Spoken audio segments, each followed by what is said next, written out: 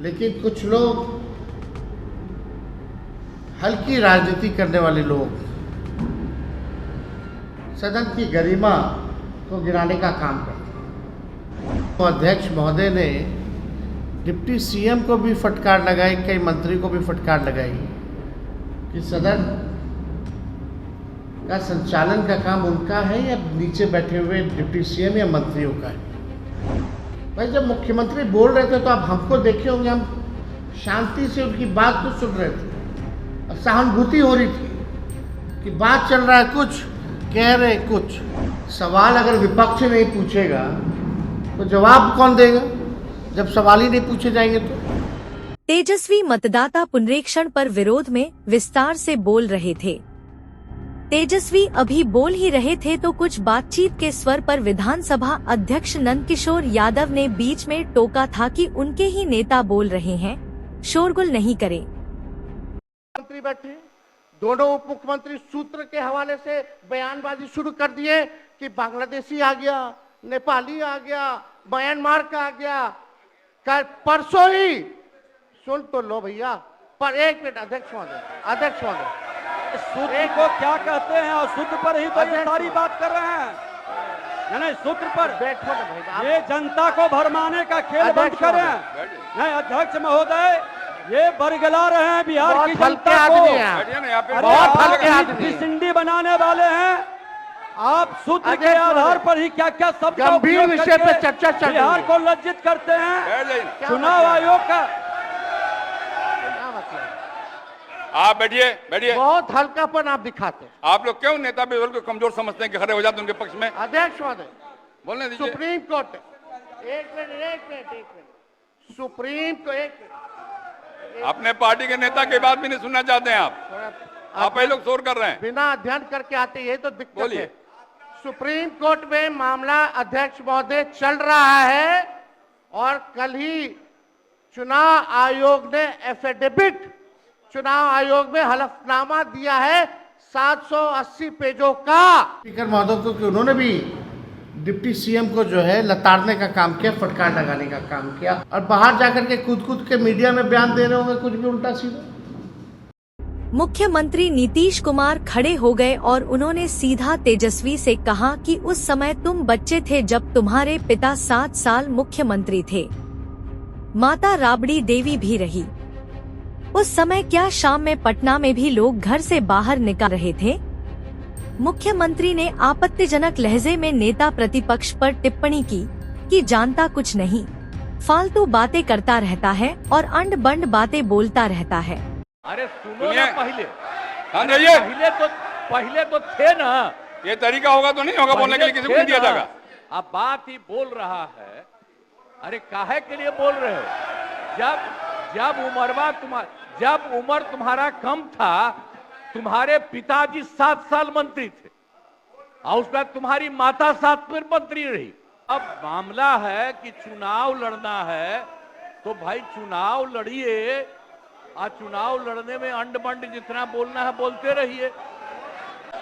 अरे छोड़ो ना, जाके चुनाव लड़ोगे, सबको अधिकार है चुनाव लड़ने का, लेकिन हम लोगों ने जितना काम किया है और उसी को लेकर के सब जगह चुनाव में जाएंगे और एक एक बात बता देंगे। और पहले कुछ था, अरे भाई जानते हो बच्चा न हो, अरे तुम तो बहुत बच्चे न थे, अब जानते हो पटना शहर में भी शाम में कोई निकलता था।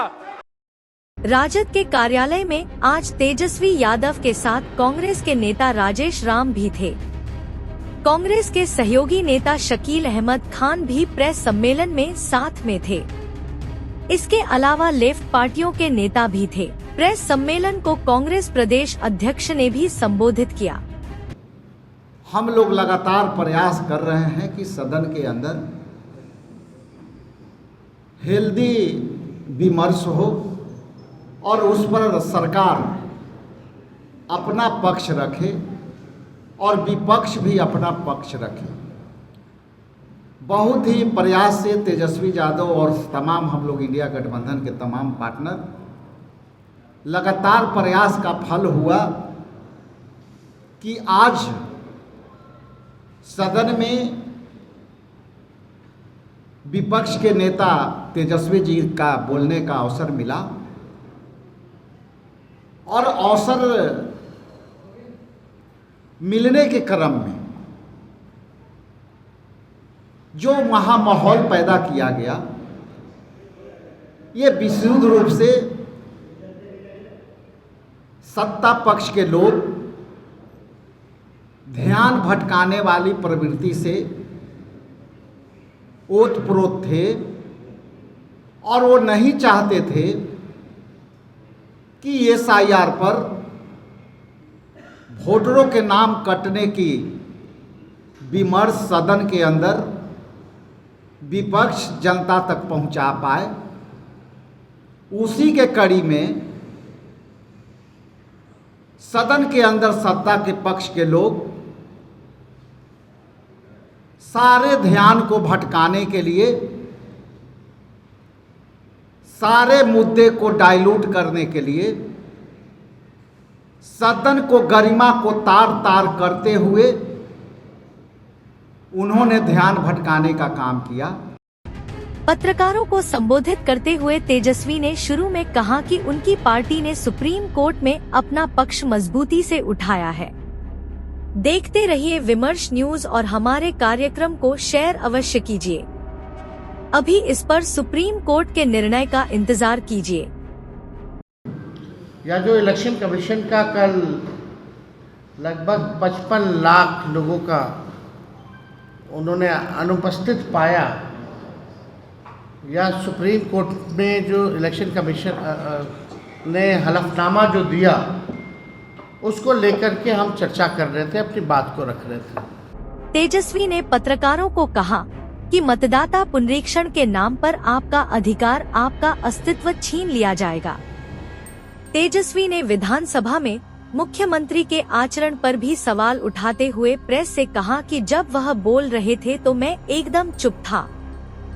सदन के नेता के तौर पर वह विषय से बाहर खुद बोल रहे थे, परंतु मैं सदन की गरिमा का ख्याल रखा और चुप रहा।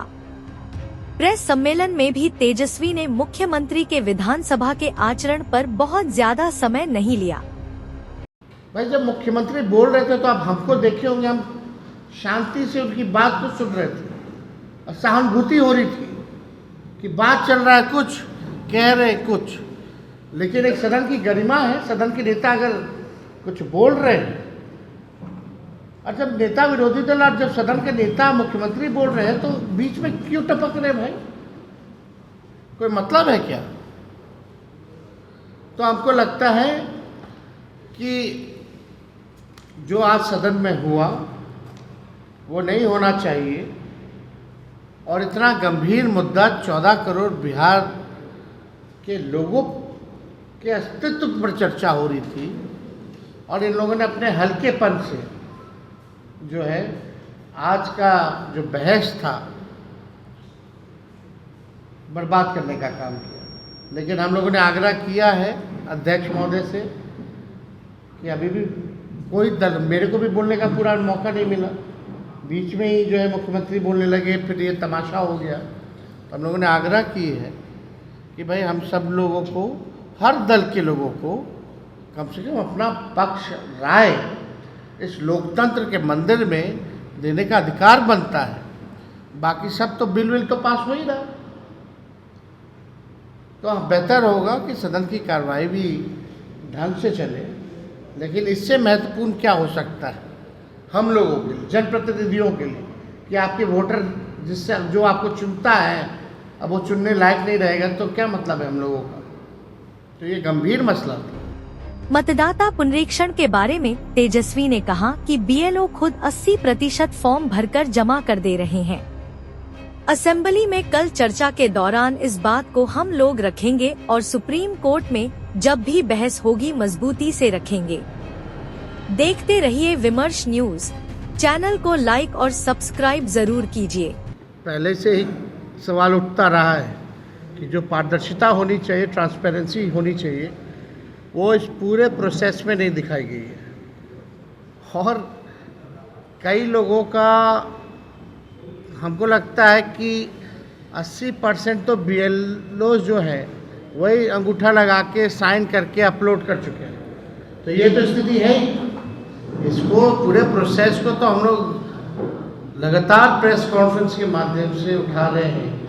आज भी हम लोगों ने प्रयास किया कि सदन में जो सच्चाई है वो बात जो है पहुँचे, लेकिन पूरा बहस नहीं हो पाया।